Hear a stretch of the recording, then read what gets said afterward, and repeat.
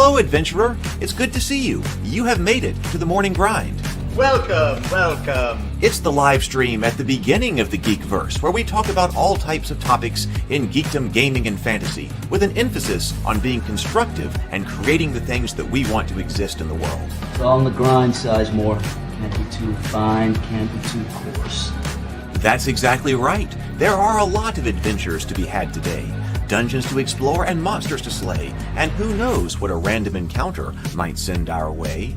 That's why we have to prepare, so settle in now for the morning grind with your favorite beverage in hand. Tea? Or maybe something a little stronger. I've got a few bottles of the old Wynyard left. Whatever you want. Pull up a chair.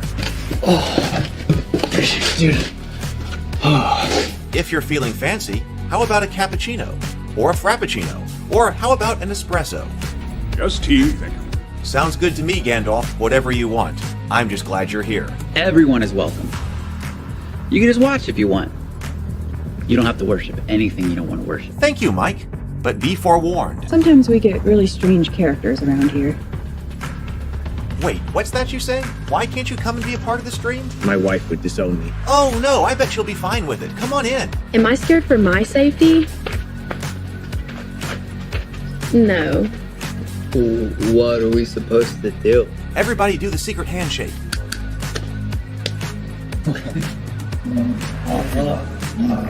Secret cultist handshake. Oh, now do wizards who love each other. This, my friend, is a science. I still don't have gifts, but it's fine. It's all on the grind, son. Can't be too fine, can't be too coarse. Dude, this would be a sick place to bring the band. Indeed it would be, Dave. It really would. I'm seeing more people coming in. Welcome, glad to have you here. Oh, look, here's someone new. Is this the cultist meetup? Yes it is. Come to hang out? Please accept me. I have nothing else. Okay, we accept you. Everyone's welcome here. Brought some snacks. Well, that makes things even better. You want some coffee? I don't drink coffee. You sure? It's cultist coffee. What makes it cultist coffee? I'm a cultist and I'm drinking it. Oh. Then I'll have some. What exactly is going on here? I'm seeing more people coming in. Welcome. It's so great to have you. Oh, and look, here comes another stranger. Can we help you? Yes, fellow cultists. I could really use some food.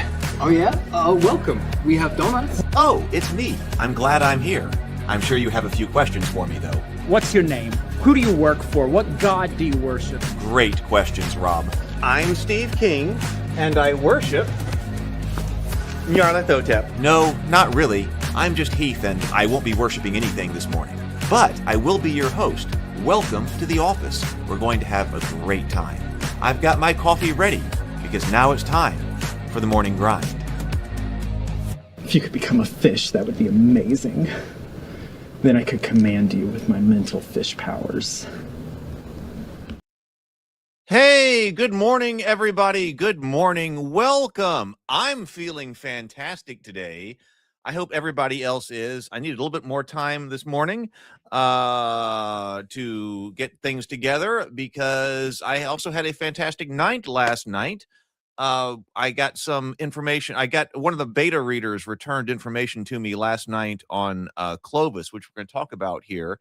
So I was doing all that last night instead of thinking about, instead of working on this morning's live stream. But that's fantastic because I got lots of great information and now I'm ready. So here we go. So we've got Robert here. Good morning. Welcome, Robert. We've got the Tabletop Scholar. Good morning. Welcome. Mike is here. So welcome to my home. Welcome to the office and welcome to the morning grind. It is fantastic to have you here. The main topic for today is going to be to talk about how we might represent Celtic Thegns in the OSE based off of the Knight class that it exists, as it exists in OSE. But okay, a lot of things have been going on. I didn't stream Sunday because I have been throwing myself into the story writing. So I have been trying everything. Oh, and Doc Flamingo is here as well. Good morning. So I have been,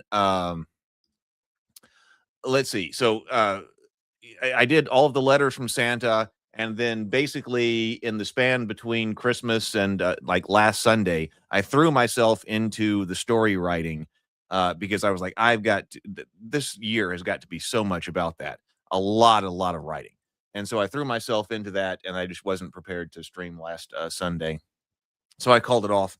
But I did get the document, The Tale of Clovis and Enorda, Part 1, to beta readers, because I've decided that as part of actually getting stuff out this year as we go forward, I'm going to start serializing the stories. So there'll be a serialized story with some kind of role-playing RPG element. And I got all of that out to beta readers. Last night, I got commentary. Yesterday, I got commentary back from a beta reader. And so I spent last night revising the story based on beta readers' feedback. So that was going on. And then Sunday night, I don't know if BGD is here. Chris, BGD, you often see him in the comments. I played in the game. James Bacon was also in the game. If you ever get a chance, let me say this. If you ever get a chance to play in a role-playing game that is run by Chris, BGD, as you see him in the comments, or I don't know how you actually see the name handles anymore since YouTube changed it. But Chris, BGD, you must be part of that game. Now, he runs games, and I'll tell you exactly how to do that, because he runs games during the, what is it called? The virtual tabletop event. What am I talking about? The ICRPG online gaming convention that happens. What's going to happen again in a few months? That's free. Crit. Thank you. Mike is filling this in. Crit. He runs games during Crit. That is an online convention, and as soon as Chris posts a game, BGD, you need to sign up. His are the only games that I dream about after I'm done. So Sunday night, he was running. I was playing the game Sunday night with him. James Bacon was in on that, it's a noir cyberpunk. Yeah, right. Crit is the free online convention, right? So he was playing like oh my god, what am I? Yep. Blade Runner. Okay, that's what I was thinking of. Blade Runner style kind of game, cyberpunk. And this is the third session of the campaign. I mean, insofar as it's a campaign, this is the third session that we played. By far, the first session that we played in was one of my most memorable times at the table, a virtual table. It was the virtual table. We played online. That was by far one of my favorite times ever as part of a role-playing game session. And then I think that this third one was also part of that, and it ended on a cliffhanger. And then I went to sleep, and I dreamed about that game. There's Better with Bacon. I was just talking about our Blade Runner-esque game. So, like I said, I dreamed about it. It ended on a cliffhanger, so we're going to get together next month to do it. But all of that to say, if you are watching this and you want to play an RPG that's going to be amazing, yes, when Crit, the online gaming convention, shows up again in a few months, you have to sign up, and then sign up immediately if you see that Chris BGD is running a game, because you will not be disappointed. I think that what he's doing is going to publish the setting. I think this is true, or the game notes, the maybe the adventure or the module, but it might be a whole setting. I don't know. He's going to be putting that out, and I think he's going to run this same game that he ran for us. He's going to run it online and live stream it for another group later in January, and I have to watch that. And then I think he will probably run stuff for Crit. So that all has to say is yes, definitely sign up for any of the games that he's running. They're amazing. They are amazing. Okay, so that happened also on Sunday. So that took time. And so I've been going forward here. Okay, so one thing I want to do, actually, Better with Bacon also is part of the Better with Bacon just showed up. And he is also on the beta reading list for Clovis and Anorta. But what I want to do is I want to share the revised, before we get into building the Thane, I want to share the story that's inspiring that. I'm going to share the first chapter, which is about 1,000 words, as it has been rewritten. Because I had originally written this story. Well, originally. Oh, and he's going in. Yeah, I revised it. I sent out a revised beta read based on the feedback that I got back yesterday from one of the beta readers. So I look forward to hearing back from what Bacon has to say. But here's going to be the first of it. The new revised version. I did read this because this is what's going to inspire the Thane class. Like, okay, so here's the story, and then how do we inform the RPG based off of that? Originally, I thought that this story was going to be about 1,000 words that was going to basically sketch out the mythic hero of the rabbits, who was the first one to learn how to make fire, forge weapons, and did all these heroic things. And he's the mythic hero. And I was just going to write about 1,000 words so that I could put this up on YouTube. But his story has just expanded. And now I am 7,500 words deep into the first story of Clovis that explains him.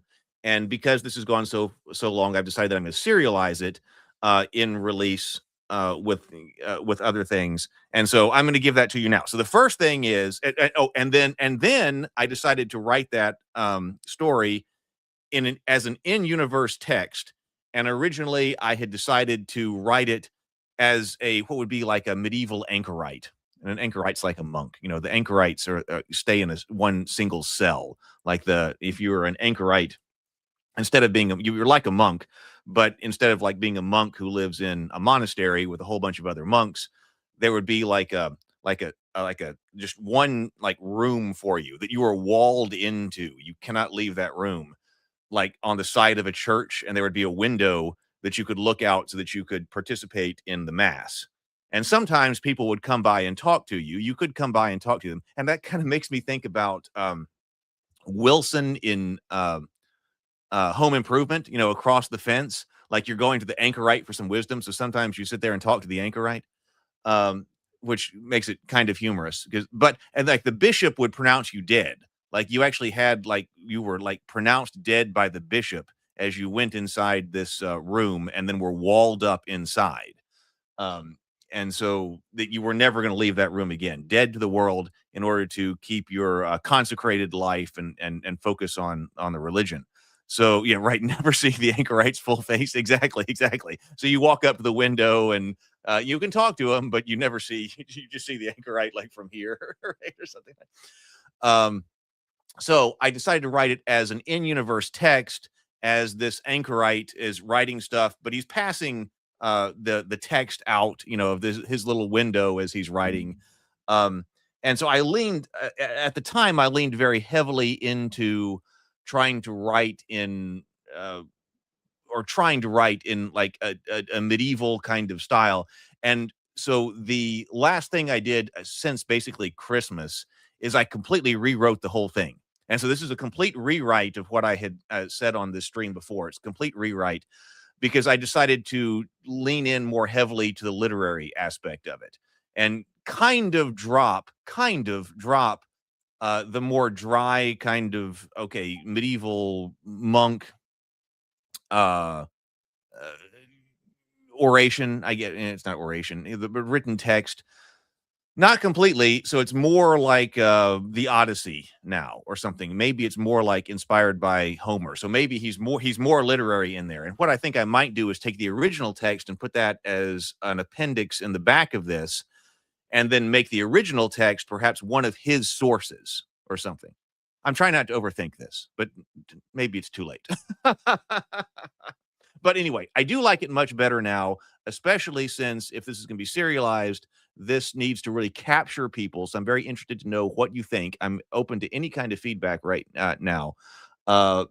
those who are with me here on the morning grind, because I'm going to put this out as the first 5 chapters are going out. I'm just going to read the very first part of this here. But the first 5 chapters will be the first thing that goes out. So it needs to capture people and say, okay, this is what we're doing, because there's a lot of story to serialize. And I'm hoping that's the way this can start getting out this year. So that's what I'm doing. Hey, Michael, welcome. Okay, so let me bring that up.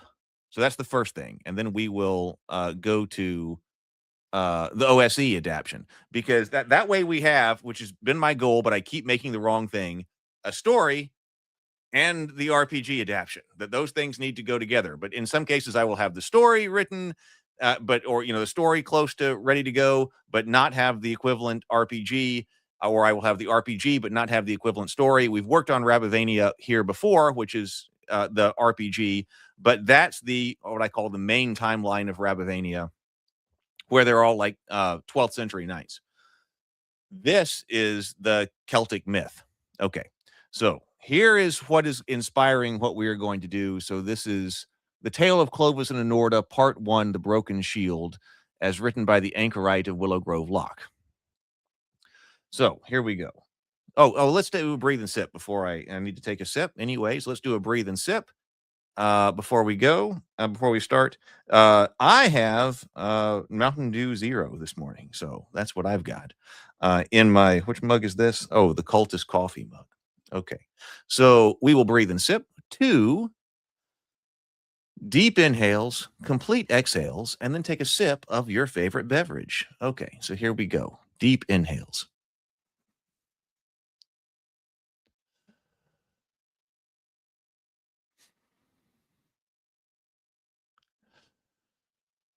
And sip. Here we go.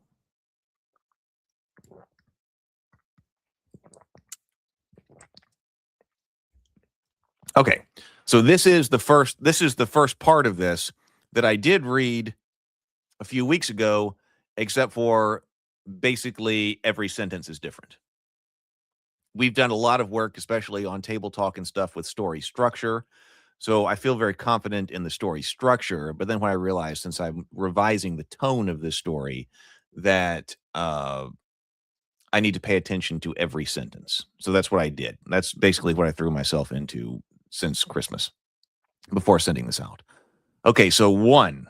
This is The Tale of Clovis and Enorda, Part 1. I'm thinking about calling it The Broken Shield. Okay. Chapter 1, The Age of Thunder. And yes, I'm naming my chapters. The Age of Thunder. In ancient days, fear and famine lay upon the rabbits as they hid within the earth. Their starving ribs showed through their fur, but their fear was greater than their hunger. They left their warren only fleetingly to snatch a mouthful of dry grass. Many beasts hunted them, but none was more terrible than Enorda, mother of serpents. She was the most dreadful monster in all creation, and she laid siege to the world. She bore the broad wings of an eagle, and her talons were as sharp as whetted bronze. Her envenomed fangs dripped death, her jaws crushed with a weight greater than a river drake. Scales of impenetrable horn armored her frame. Wolf hunger drove her. Lynx cunning guided her. She dwelt in the churning oceans encircling the world, but she flew and swam where she would. She devoured all that was good and pure, whether bold or beautiful. Her shadow was a blight. Where it fell, plants withered, and no creatures dared stir. When her roar shook the earth, or her wings flattened the grass, the rabbits trembled. Thus the rabbits wasted away in the dark, trapped between their gnawing hunger and the death that waited in the sky. Yet hope endured. Long ago, the stones and roots deep within the earth whispered that a great hero would be born among them, Clovis, a rabbit like no other. He would not cower, but deliver them from Enorda's wrath. He would lead the rabbits out of the deep and shield them until they walked as lords upon the land. So they awaited him, and in time, the spirits of rock, root, and stream quickened the womb of the doe Inogen. Within her, the kit's soul burned like a red coal. Thus, she knew she was to be the mother of Clovis, the savior of her kin. Yet even in his glory, a dark truth settled upon her. Such a fire burned in Clovis's spirit that bringing him into the world would consume her. When the hour of Clovis's birth arrived, fiery stars streaked across the night sky. Thunder roared, heralding his coming, and the very foundations of the world shook. Just as Inogen foresaw, birthing a soul as great as Clovis exacted her whole being. Her body sparked and fur kindled, flesh erupting in flame amidst her labor and branding his marrow. Yet there was peace and acceptance in her spirit as she laid a tender paw upon his cheek for the first and only time. But with the next heartbeat, the flame of his birth consumed her flesh and fur, reducing her to smoking ash. Thus, even as great Clovis entered the world, beautiful Inogen left it. Thereafter, Clovis grew from a small kit to a powerful buck with but the turn of the moon. Within days of his birth, he outran elk and broke the necks of jackals. In all things, Clovis showed the other rabbits the shape of courage. Day after day, he ventured into the woods wearing only a rough-spun tunic tied with a rope and carrying a club cut from the heart of a knotted oak. With it he slew and he slew. Fox, coyote, bobcat, lynx, snake, or hawk. It mattered not to Clovis. He deemed them all one, naught but bodies for the breaking, and he made of them a red ruin. He crushed their skulls, shattering their ribs, and stilled the pulse of their blood with mighty blows. His club drank the blood of his kills, and its grain darkened with gore. And as he slew, the battle joy burned ever in him. Clovis laughed as he stood in the ruin of his foes, saying, "Surely no gray shall touch my fur, my flesh shall never wither, and frailty shall never creep into my bones. Verily I shall live even to see the end of the world." Thus it was, all the beasts of the forest who would do the rabbits harm learned to fear Clovis, his fire, his fury, and his heavy club. In the evenings, when Clovis returned to the warren, he dragged with him the corpse of the day's kill and boasted of his exploits. The does of the warren swooned as he strode by, watching with fevered eyes, hoping to catch a fleeting glance from their hero. Now and again, he would stop to scratch a chin, caress a cheek, or fondle a long ear with casual grace. Yet the pleasures of the does held little moment for him. For Clovis, strong of body and hot of mood, had no mind for marriage. His joy lay in fighting and feats of arms. Beneath the moon and stars, Clovis recounted the deaths of the creatures he slew to all who gathered.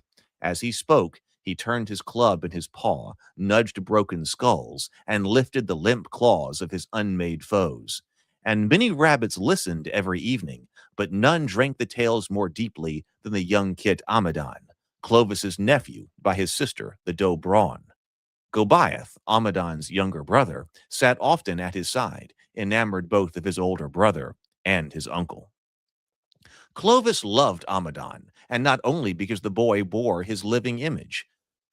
From the cast of his limbs to the hue of his fur and eyes, Amadon mirrored Clovis. Even Amadon's mannerisms reflected Clovis's own, and Clovis took satisfaction in seeing himself writ small. The rabbits of the warren even deemed Amadon a second Clovis, though the kit did not grow with the supernatural speed of the son of stars and thunder. Amadon worshipped his uncle. Often when Clovis returned home, he found Amadon breaking thistles or lopping off dandelion heads with a stick, acting out the tales of battle he had heard the night before. This brought Clovis great mirth. Often he put down his club and knelt by Amadon, saying, "Good little one, but like this, plant thy footpaws thus," or offering other such instructions in the battle ways. Then he would rise and would grapple in the grass. The great warrior and the little kit. Clovis taught him to lock and throw, ever moving with such care as to never crush him. When Amadon landed a blow on Clovis's chest, Clovis would feign a stagger and roar with laughter, praising the boy's strength. He rubbed Amadon's head with rough affection and swore the boy stood destined to become a warrior whom no foe could withstand. Even tiny Goliath mimicked the slayings, crushing a small clover under his footpaw. He presented the broken clover to Clovis, who guffawed as he accepted it and tousled the boy's ears. Braun, however, watched with cold eyes, seeing the seed of slaughter Clovis planted in her sons. She despised such blood play, and whenever the shadow of their uncle fell too heavily upon them, she snatched them away, hiding them deep within her burrow to shield their soft hearts from his deeds of death. Even when at last Clovis, excuse me, when at last Clovis deemed the land above safe for his kin, he beckoned for them to come forth and embrace the pleasures of the world. The rabbits crept from their warren and blinked as the warm sunlight fell upon their eyes and noses. They gathered sweet clover and crisp watercress and gulped down the clean, cool stream water.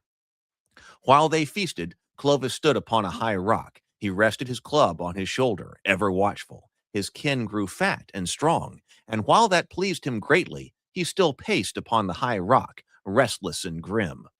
"Why dost thou pace like a trapped wolf, Clovis?" one of the elders of the warren asked. "The sky is clear, our bellies are full, and we walk in the sun. Truly you are great and have done what no other rabbit could. Be content." Clovis furrowed his brow and pointed his club toward the does grazing on clover and the kits playing in the sun. "You look upon them and see them safe from coyote, bobcat, snake, and hawk. I see only prey waiting for a Norda." "She is far from here," the elder countered. "And if she does come, we can return to our tunnels within the earth. Stealth and silence have long kept us alive. Let them keep us safe once again." Clovis dismissed him. "No, now that my kin have felt the warmth of sun and the coolness of streams, I will not have them to return to starve in the dark. Though a Norda be not here now, she will come, and when we least expect her fire. My kin will not live in such fear.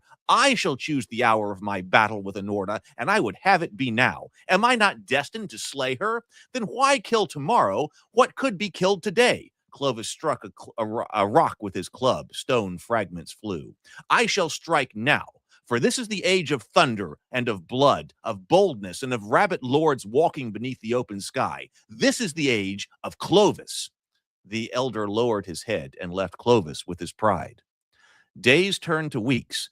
By day, Clovis watched over the rabbits in the forest, but peace found no purchase in his heart. At night, while the other rabbits slept, he looked upon his trophies and paced among them like a caged storm, spinning his club in his paw. "Where art thou, Anorta? Where hidest thou, O mother of doom?" he asked the darkness. "How can I be great so long as she, most terrible of foes, still lives? All my deeds count for naught so long as Anorta draws breath." For indeed, Anorta had not been seen near the warren in some time, though her terror still dominated the world, and against her, Clovis was yet untested. So that's the chapter 1. Chapter 2 becomes the silence of the sky. I think that's better. And it seems like I passed the the two different paragraphs of the one that I read before to the new paragraph to a bunch of different people, and I was like, which one do you enjoy more? Which version of this? And everybody that I sent to said that version 2 was better, that they enjoyed the more let's say literary kind of telling of this rather than the more medieval stylistic telling of this. So that's what I did. And like I said, maybe I just add the earlier version as an appendix and be like, this is one of the sources that the anchorite drew from. I don't know. So that's where that stands. And I've got so 2 is the silence of the sky. This is what I'm thinking about being the first thing that goes out is serializing. 3 is wind against rock. 4 is Clovis Kinbane, and then we end up with 5, which is the fires of the deep. And that would be the end of the first serialization. Okay, so there we go. So that's what we've got there. Now, so inspiring that also changes up the RPG element here. Because, let me stop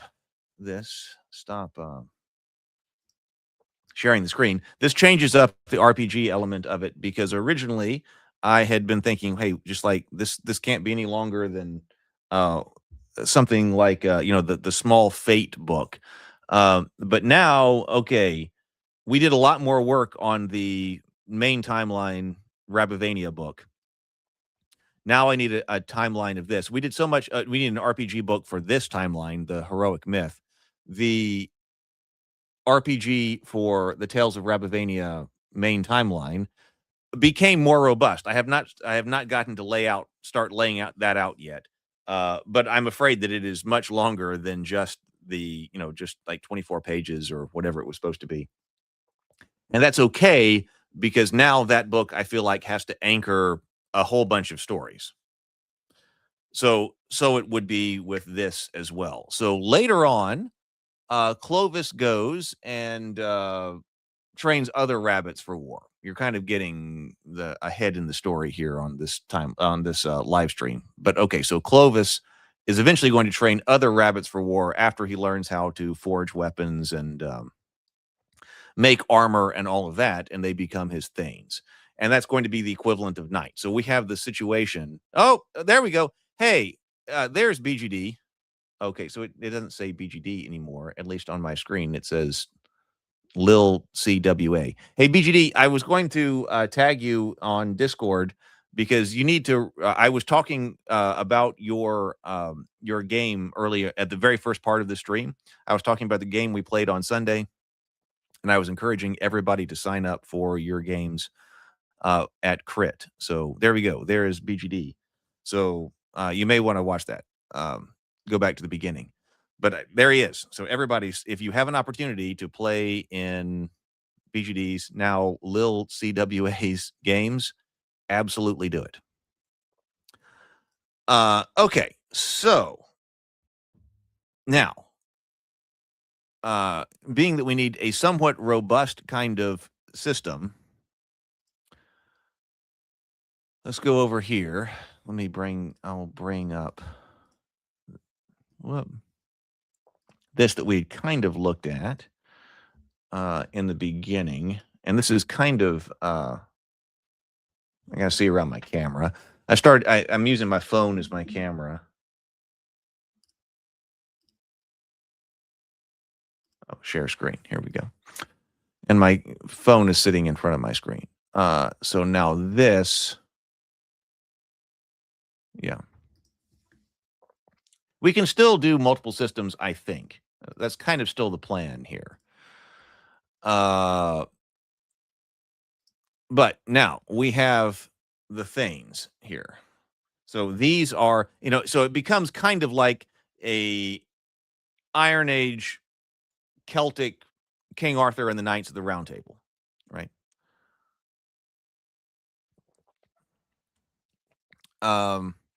Okay. Based kind of on the knight. So, the OSE. So I was thinking about this as OSE first, but we could do Index Card RPG. I'm kind of interested in Shadow Dark adaptions as well, just because Shadow Dark is so popular. And I mean, probably, if there are going to be multiple adaptions, there could be a D&D adaptation as well. Although I'm completely out of the loop as to what's going on with anything of like the D&D 5.5. I have no idea anything about that. So maybe somebody else would have to do that. Like, because I do not know anything about that, and I don't really have a whole lot of interest in going and buying the next D&D books to try to learn it and put together something. Okay, so 64, the knight. So this is the knight, but it's not quite the knight, right? Because this has got to be Celtic kind of origin. So,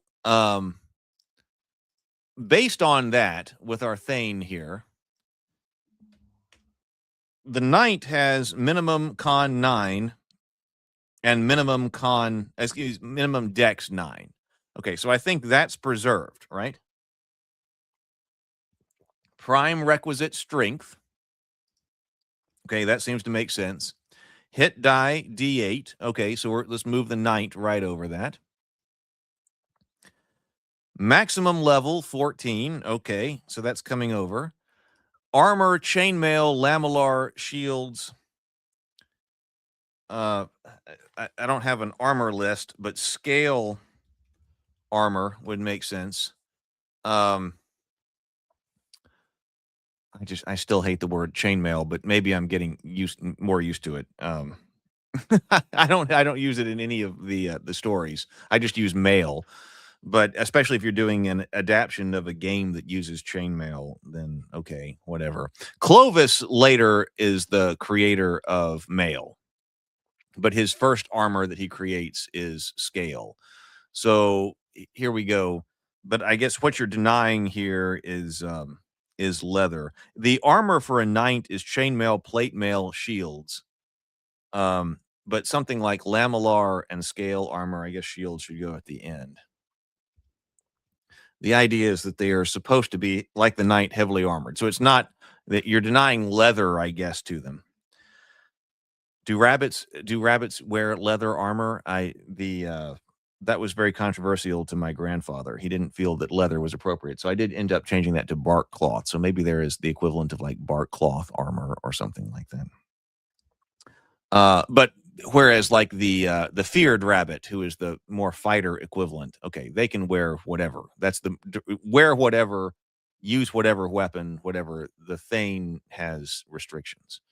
Okay, weapons, melee weapons, spears. So this is a distinction. This is difference between the knight and the Thane, is that we talked about briefly earlier on a different stream how thematic it is, especially for great Celtic warriors to use spears. They don't have a problem with throwing spears. But actually, I was thinking this morning that not a hand axe, but it would have to be a paw axe. A paw axe is probably also okay, because that could be a melee weapon, but you could throw it. So it seems like in this kind of Celtic tradition, things that you throw, especially the spear, are like considered extensions of the warrior. And of course, we don't have a horse here. We're going to add in a fox later on. But whereas the knight, like just looking at, the knight here in OSE, the knight, has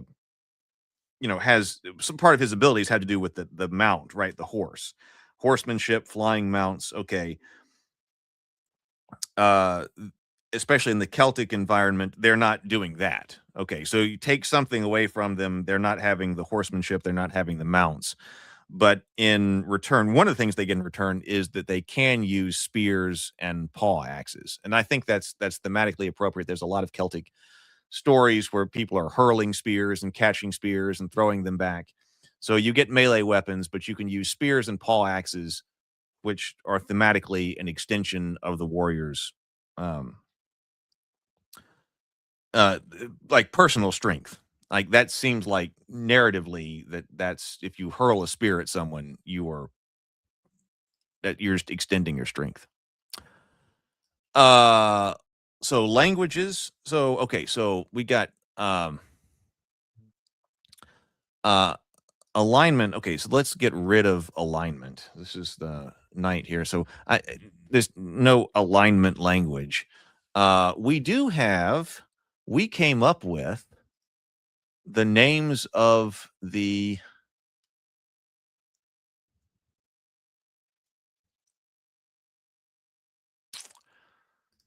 well, I won't go back and look for it right now, but we need tongue. We came up with some really great languages for the different creatures, and we had that. So rabbit, the language needs, and this actually needs to be like the old or ancient rabbit language is the one that they speak. I will look that up and find out what we came up with. I have a friend who is really an expert linguist, and I really want to go to him. Well, and come up with, give him, it can't be a whole language development, but like in school, they had to like create awards, like, just invent awards to give to the guy. He was that good. So I really want to go to him with like some, like what kind of, languages, what type of word should we use, for something like a rabbit language or something like that. I bet that he could come up with some absolutely astounding stuff and come up with a little bit of background on that. So, okay, so the old or rabbit language. So I do want to think about this. So Thanes and shield bearers, because can you be a low level Thane? So what did I write here? At the Game Master's option, low-level characters of the Thane class may not truly be Thanes lest. Thanes yet. Following Clovis's initial establishment of the Thanes and training them himself for battle, other great lords of Rabivania may choose for their children to enter the service of Thane as a shield bearer. So that kind of mirrors, okay, so here with knights, it says in OSE, knighthood. Knights of first and second level are known as squires. So it's the knight class, but at first and second level, you're not really a knight yet. This is kind of shoehorning stuff into the system, right? And are not regarded as true knights. Upon reaching third level, the character is knighted by their liege and gains the right to bear a coat of arms, typically emblazoned upon the knight shield.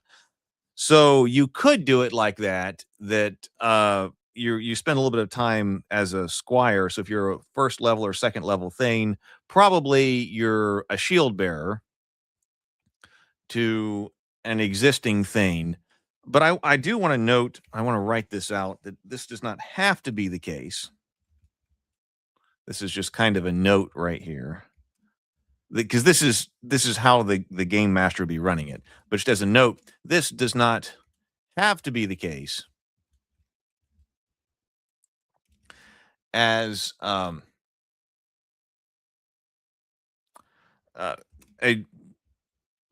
raw recruit, I don't know, recruit, this is just a note. The recruit's not right, that word. A raw recruit might become the Thane of a lord.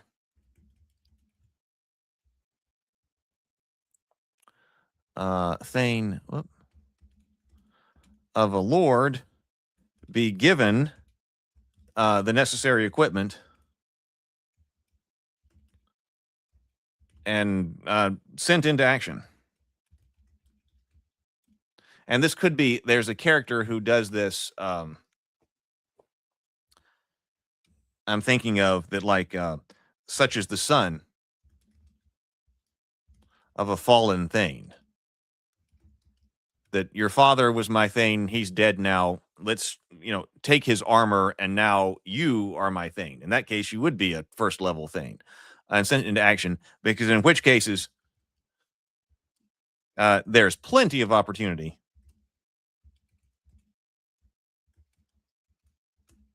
to gain experience and rapidly increase in level. Because you're being sent out. Like, okay, so your father is dead. You're now a Thane. Maybe you're not quite ready, but now you're being sent in to take care of things that your father would have increase in level. So that's kind of a note. I want to write that out a bit more, but that's kind of my thinking there. Sometimes you're just thrown in. Okay, so we have Code of Honor, right? So this is the chivalric code. So then we go to, well, this says alignment. The knight must have the same alignment as their liege, but I'm just not considering alignment here. It's probably some other way to do this. Code of Honor. So instead of chivalric code, we do need some kind of code of honor for them. The chivalric code for a knight says, and this is from the OSE Player's Tome. Knights are bound by a stringent code of honor, which they strive to uphold in all their deeds. A knight does not earn any experience points for deeds performed at odds with this code. The fundamentals of this code are preference of death over dishonor, service of the knight's liege as the greatest dishonor, glory in single combat, defense to the death of any the knight's charge, honoring of superiors, respecting of equals, demanding obedience from inferiors, and scorning the ignoble. Then it does say dishonor. A knight who brings dishonor upon themselves or their liege, this may include changing alignment, may have their knighthood revoked. In this case, the character becomes a fighter of equivalent level. It may be possible to regain the status of knighthood by performing a special quest. So do we have that in here? Let's talk about dishonor. A Thane who brings dishonor upon themselves or their liege, let's remove anything about alignment here, may have their, is Thanehood a word? In this case, the knight's character becomes so this is actually, yes, we've moved over to Feared's rabbit. So you will become a feared rabbit of equivalent level. It may be possible to regain the status of Thane by performing a special quest. Okay, so that makes sense, I think. But maybe we have. I was thinking about things that the Thane would have to do, um, like especially after the story, right? So, like instead of just Knight, whoop, can't find my window. Okay, here we go.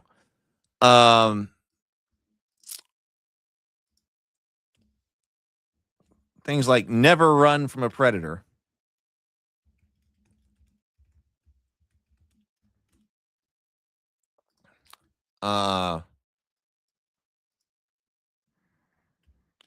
Unless non-combatants are safe.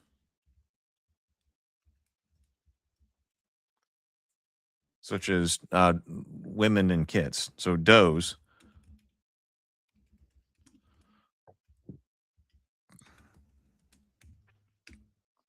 And these are restrictions that the Feared's rabbit, the fighter equivalent, would not have. So do we say something like this? I mean, we're mechanically restricting the weapons, but Thanes never use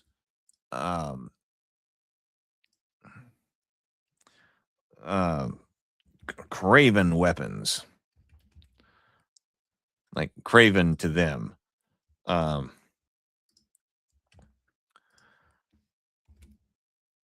Against a foe, which in this case would be something like bows, slings, or like setting a trap. Well, I mean, so I don't want to say maybe setting a trap. Like you could walk into a trap and they can ambush you. That's one thing. But I'm talking about setting up some kind of mechanical trap, right? Or a trap. I don't want to say the word mechanical. I'll just put mechanical as a note. Mechanical. That's what I'm talking about. Trap. You can, trap them, but as far as like an ambush, but you couldn't. Hey, I'm going to set a snare for them or something like that. And isn't there something in here about? No, it really didn't. But I think that this is important. Like the challenge that as this Thanes in battle, Thanes must always. Isn't there something like this with the Knights as well? Seek out the toughest or most difficult opponent.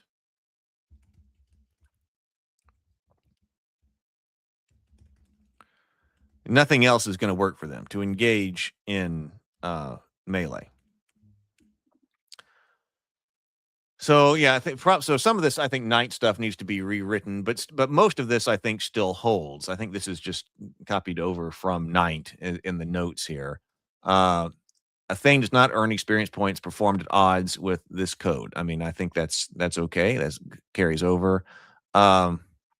Preference of death over dishonor. Yeah, clearly. Yeah.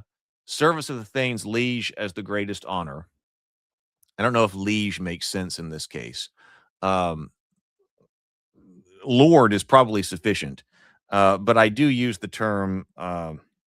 We've got the old word alderman, right? But now I'm using alderbuck. So as like the Rabivanian kind of noble title for this era, is the greatest honor, glory in single combat, defense of the death to any in the Thane's charge. Yeah, that works. Honoring superiors, respecting equals, demanding obedience from inferiors, scorning the ignoble. While perhaps needing some kind of rewrite in terms of language, that all seems to work. And that, hey, if you break that, then you're going back to a feared rabbit. That seems to kind of work there, I think. Everybody's quiet today. Okay, so then, well, okay, now this goes into combat. Knights can use all melee weapons, again from OSE, but cannot use missile weapons. They regard those as dishonorable. They can wear any metal armor, but scorn non-metal armor. as only suitable for peasants and villains. Oh no, actually, right here, comes into, so that's not under, that's under combat. So I did see that. So combat, yeah, this is what I'm reading right here. Single combat. In battle, a knight must attack the most powerful or worthy foe in single combat.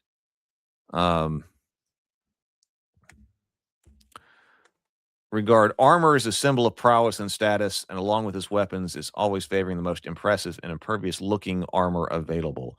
We can add something in here about that these weapons, their war gear is often a gift from their alderbuck. So this is going and you're not having to go and buy stuff, right? Often I'm thinking about also Uhtred in the Last Kingdom. Like Alfred gives him armor, like in order to bring him into his service. Like one of the things that Alfred does, because he's about to send him off, but he gives him the armor. And so that's part of it. Like, okay, if you're going to be a Thane, you're going to be doing all this service for me. You're going to be doing all of the, you're expected to put yourself in physical harm for me and all of the other rabbits. So the least I can do for you is ensure that you are suitably equipped, and that's giving you the armor, Alderbuck. And so maintaining it is the, this is just notes and stuff like that. So but that's showing respect to the Lord. Like, okay, so I was given these things in order to suitably or be suitably equipped to perform my office and my station. So that's important. These are professional soldiers. So I do want to say something about, like, an important limitation here is this is why the limitations are why you would not want to play a Thane and might decide to go over and just become a feared rabbit. But an important limitation with this, or I don't know where we put this, but it is, you are always at the Lord's beck and call. You don't really get to do what you want to do. You do what he says. And then also, you're expected. This is the kind of to defend the weak, and use your body. You put your body in, you use your body. Your body is the shield between the helpless and the predator. This is kind of like the this is the note here, with great privilege comes responsibility. Well, that's not, I don't know. Privilege comes responsibility. That's what's going on here. You get things, but you are expected to, if people are in danger, you're going in. That's what society is expecting of you. This also says, well, okay, then we get to flying. So the next thing in Knight is flying mount. So this says in Knight, a Knight of 5th level or higher can train fantastic flying monsters as mounts. This takes 1 month. In general, a Knight may train flying monsters of an HD at most equal to the Knight's level. The use of training, and training of flying mounts as mounts is at the referee's discretion. The rabbit is not on a flying mount. And then the next thing is horsemanship, assessing steeds. Knights are expert riders and can assess the worth of any steed. This allows the knight to determine whether an animal has low, average, or high hit points for its type. Urging great speed from 5th level, a knight can urge their steed to great speed, increasing its movement rate by 30 feet for up to 6 turns once per day. Did I put anything in here about foxes? I did not. So some of this is going away, but perhaps that's at least compensated a little bit by their ability to use thrown weapons. Now, see, here's a funny word. Fox, rabbit, ship. Instead of, but think about the word horsemanship. Well, so instead of horsemanship, rabbits would have fox rabbit ship. That is a Spider-Man thing. I heard that long before Spider-Man, but there we go. So yeah, Better with Bacon says, wait, Clovis is Spider-Man. I forgot that's a Spider-Man thing. I don't watch a whole lot of the Marvel and things, but I have seen Spider-Man. But that's the idea. Yeah. So yeah, kind of. Yeah, it's the same kind of thing. So later, once the rabbits make friends with foxes, which I would assume that this is set. So this is the setting for this RPG is long after the battle with Anorda. Okay. So I'm making this, kind of future proof here. Yeah, it's probably ancient. I remember that being a huge thing in 3rd grade. My 3rd grade teacher was all about that and said that a lot. But we can have that. I hadn't really thought about the rabbits riding in chariots, the Celtic kind of chariot thing which is also what they also do in the Odyssey and things like that the warriors come to battle in chariots, but they don't fight from a chariot. I haven't really thought about does it make sense for foxes to draw a chariot? It might not, but so we can add a little bit of the fox rabbit, like a great so the Tabletop Scholar says, this is a good question. Did the Cultist hardcover proof get finalized? Yes. Just reviewing the December 9th update. Yes, it did. That's a great question. I should have opened with that. This right here. So I have it. And it's ordered. I was actually thinking about that this morning, but I got into Rabivania.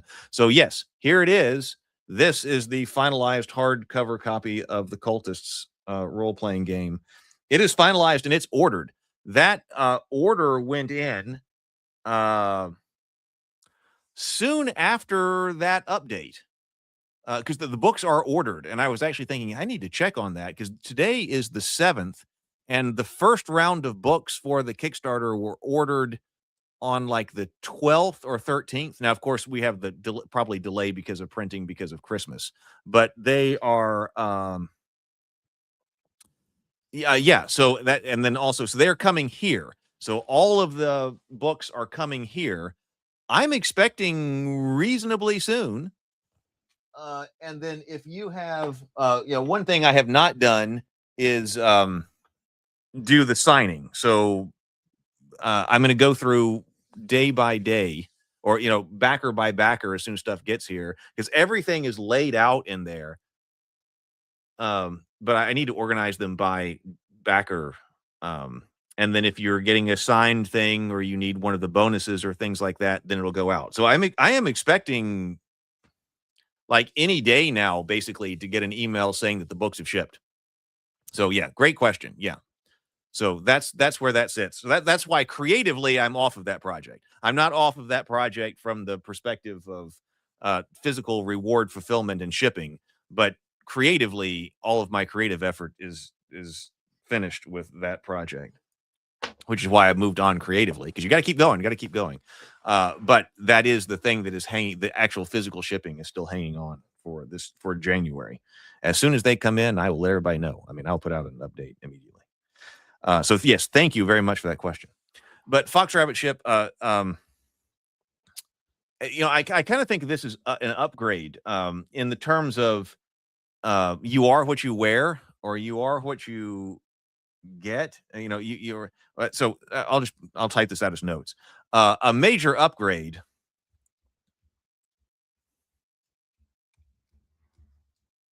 for a Thane would be to have a fox. So they are around. But Thegns do not ride into battle on their foxes. Stirrups haven't been invented yet. This is notes. This is not final language, but I understand the idea here. Stirrups not been invented yet. So Thegns do not crouch a spear like a knight would. This is not final language. Knight would. So they don't do that and charge. However, so instead, Thegns ride foxes to the battle and then dismount to fight. This gives them strategic mobility.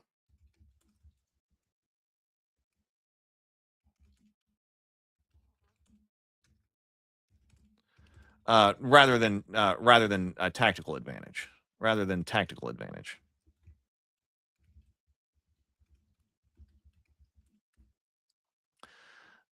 In this way, fox-mounted Thegns. Fox-mounted Thegns are therefore like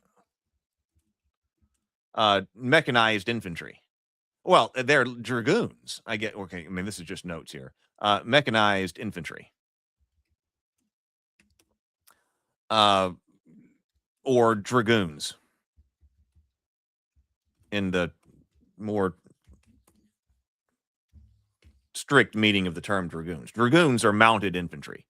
Mounted infantry, mechanized infantry, mounted infantry, mechanized mounted infantry. Or dragoons. Thegns, PCs,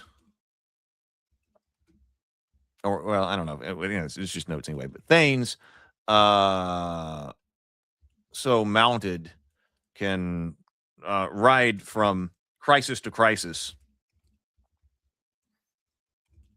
across the Lord's land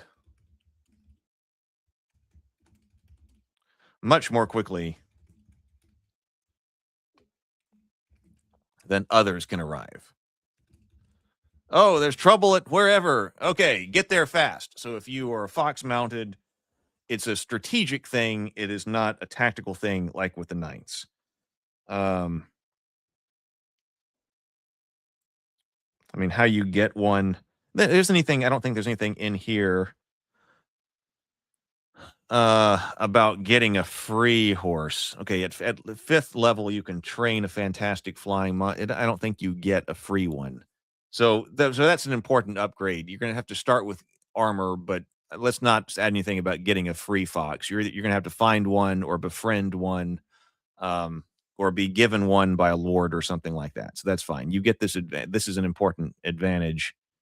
I mean, maybe that would kind of apply to anyone.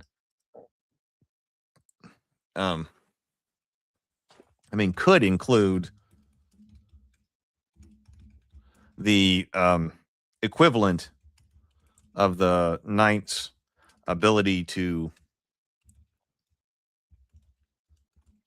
evaluate foxes.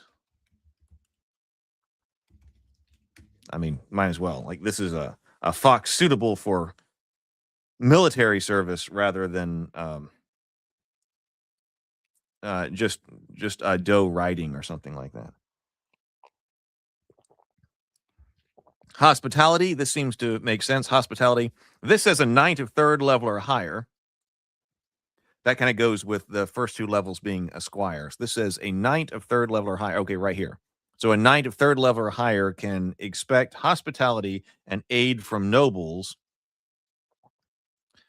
and other knights of the same alignment or social affiliation, order, religion, noble house, etc. A knight is expected to extend such hospitality in kind. So that seems to work. So let's use some kind of equivalent there, because oh, hey, Dave, welcome. Just stopped to eat lunch and saw that you guys are streaming. Yep, trying to do some work here. Great to see you, Dave. Not quite lunchtime here, but glad it's not the morning grind, it's the lunchtime grind. A knight of 3rd level, so we're going to make this a thane.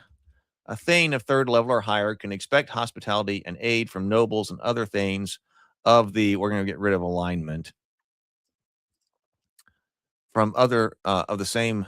I don't really like. We'll just leave the word social affiliation for the moment. With the same social affiliation. Well, that wording needs to be fixed. That's not exactly the same thing. But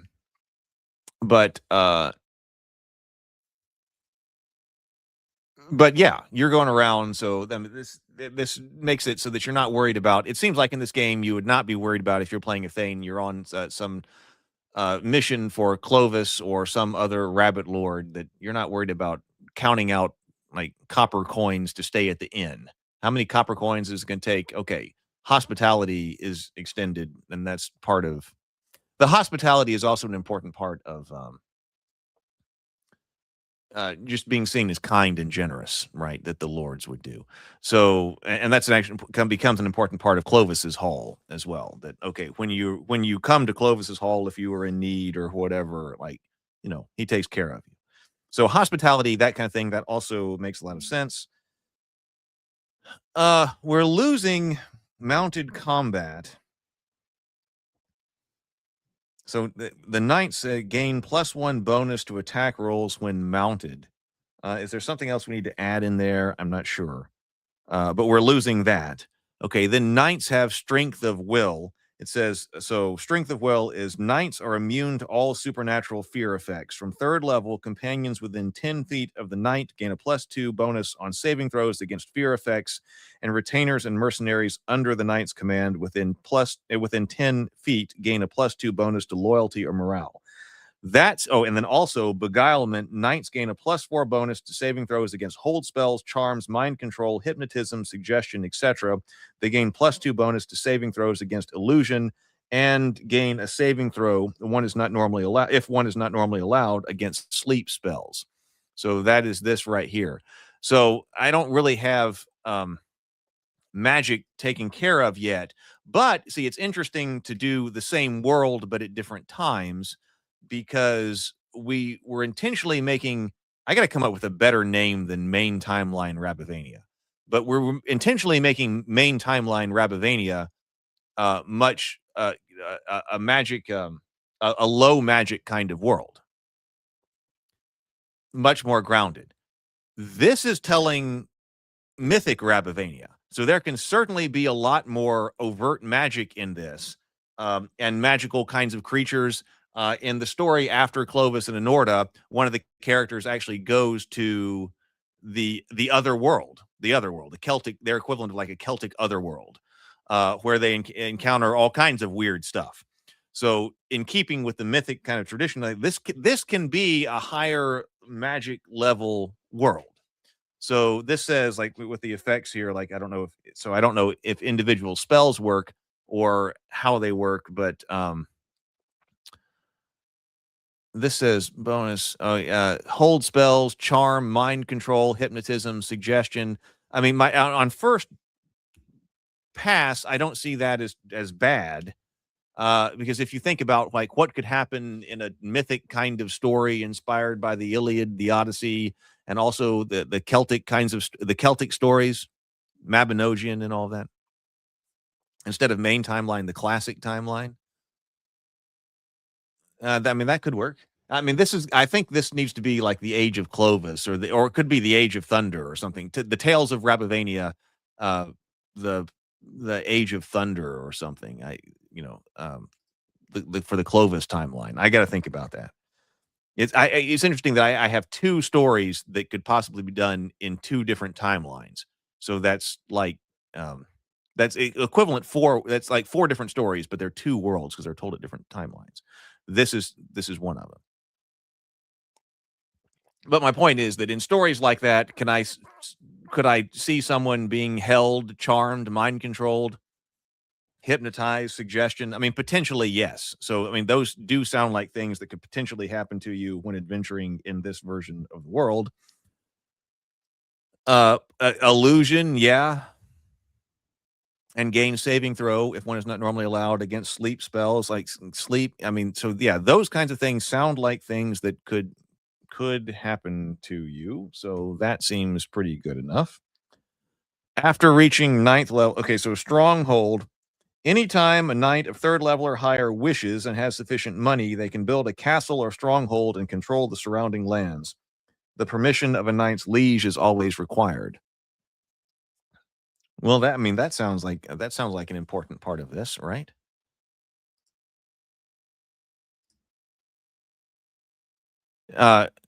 Different timelines, different points in time. Yeah, different points in time. Yeah, that's what I was trying to say. I think different points in time on the same timeline. So this is same, not different timelines. Yeah, that would imply different. Yeah, not that different points in time along the same timeline. So this is the mythic same world, same timeline, mythic time versus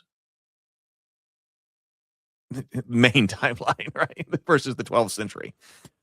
The other one that I'm thinking of is Theophany with the Angels, whereas you're starting at the creation of the world at one point in time with one story, and then the other one, which I got the name for that, the Children of Adam, which I want to revisit. That's starting with Adam and Eve in the Garden of Eden. So it's the same world, but you're starting at 2 different points in time.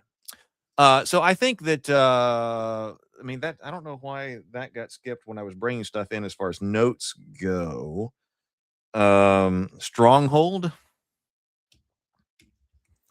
I think it needs to change a little bit. Because probably you're not going to do that with. I mean, this does say the permission of the knight's liege is always required. But at this timeline, I'm drawing this from what the requirements that King Alfred put on his nobles.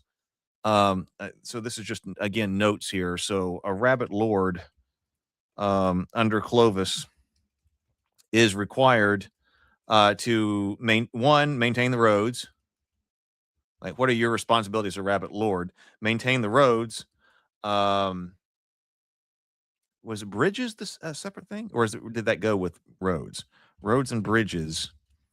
What are the 3 things? 3, because he handed them a rope of 3 knots. 3 knotted rope. Alfred, because one of them is maintain fortresses, and that's important. Maintain fortresses.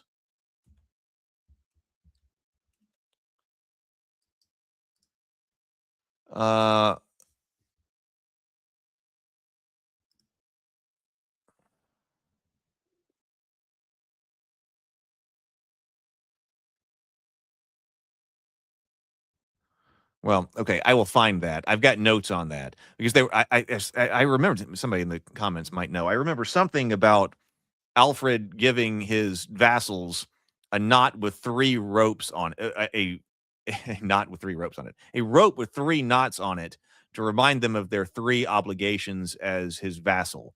And I don't remember if roads and bridges were separate, but one of them, anyway, the important part right here is to maintain fortresses in his domain.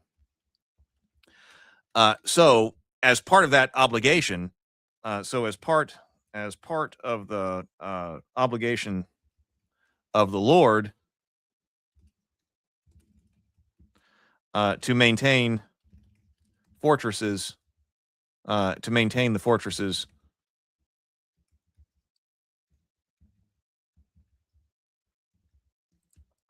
in his domain,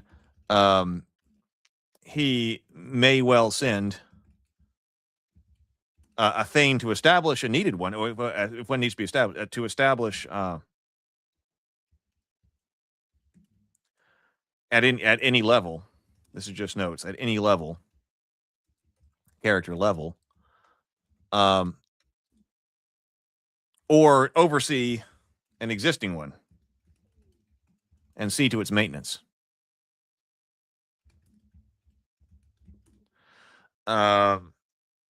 Or the thane could see a need establish it. With the Lord's permission, the Elder Buck's permission,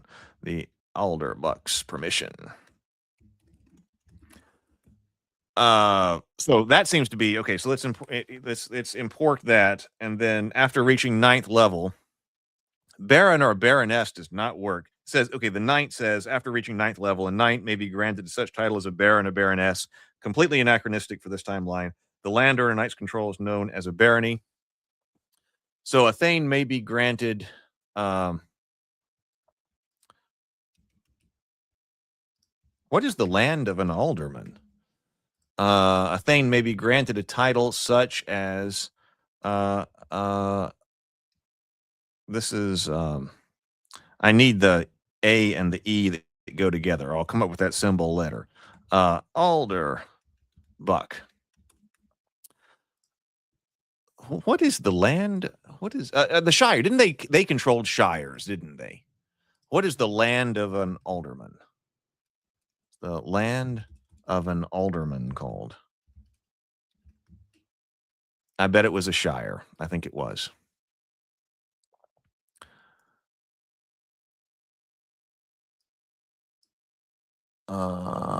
Actually, I may need to reverse that. It might be, I'll have to look up how I was writing that, because that could be edit, paste, and match style. Alder, of course, yeah.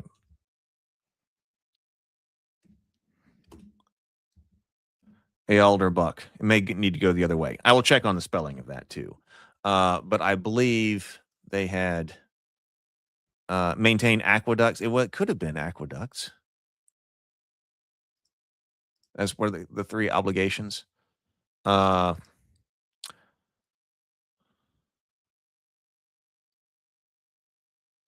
don't want the modern. Okay, here is the office in the government of Anglo-Saxon England, evolved into the title Earl. Yeah. So later on, the ones in the main timeline, the rabbits who trace their nobility back to this time, this mythic time, the Alderbucks, they're styled earls. So I've got that.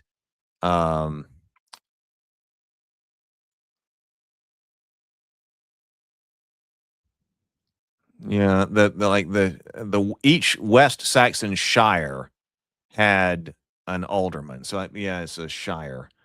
I haven't used that word yet. The lands of but we'll put that. This is a question mark right here with our notes. The lands of Alderbuck is a shire. And that may not be important to specify. Is a shire. We will see. Ward. That ward probably works a bit better. Could also be a ward. I'm going to make that note. Could be a ward. And then, okay, then we get to just the bare mechanics of the level progression, but I don't really see any need to change that because we've got 9th level progression. So I think that needs to be imported. We've got level 1 to 14. We've got the XP. We've got what their HD is, their hit dice, their Thaco, or if you want to go with the bonus, you've got that. And then their saving throws against death, poison, wands, paralysis, breath attacks, spells, rods, and staves. I think all of that just gets imported from Knights. So import all what level progression? Yeah, level progression. Import level progression table. Table from Knight. I think that's what you do. I mean, I can't see any reason to change that. This is already set up to contrast Knight with Fighter. How does this contrast with Fighter? I'm gonna have to go here in a moment, but let's see how does BCD Fighter. How does level progression? So if you import the Fighter level progression to Feared Rabbit, and then you import Knight to Thane, does that work? Knight's level a bit more slowly. I'm just looking at the OSE. They've got equivalent hit points. The hit points stay the same. The hit dice stay the same. Knight's level a bit more slowly. You've got the same Thaco increase, and you've got you've got the same saving throw progression as well. Okay, so I mean that's interesting. But the knights level a bit more slowly because they've got some special abilities. So that's the difference. Okay, so interesting from the game design perspective. We have got, I mean, the fighter basically has no special abilities, but what it does is it levels faster. At a level, you become level 2 at 2,000 as a fighter. You become a level 2 knight at 2,500. Okay, so yeah, so I think so. So then importing that probably works, and then importing fighter level progression table to Feared Rabbit also probably works. Okay, well, I am going to get out of here. I hope you've enjoyed it. Yep. Oh, Copper, welcome. Welcome, Copper. Hope you've enjoyed it. I have got to get out of here because I have other things to do today, but I'm feeling really good. I'm feeling really good about what has happened over the past few weeks, what is happening, and I think it's gonna be a big 2026. If I can ever get a story paired with an RPG. I mean, I did that. That was part of last year. I paired the Cultists web show with an RPG. So that happened last year. Now what happens is things need to move faster. So now this year need to pair the story with an RPG. So story is with beta reading. Now this part of the RPG is getting done. The main timeline RPG is drafted at 90%, but the problem is there's no story. Because as I always say, I do the wrong thing. I always do things in the wrong order. I'll end up with a story, but no RPG. I'll end up with an RPG, but no story. Trying to fix that this year. That's what's being fixed. Thank you so much for being here with me, everybody. Have a wonderful day. Go forth, be creative, and be constructive. I will see you later.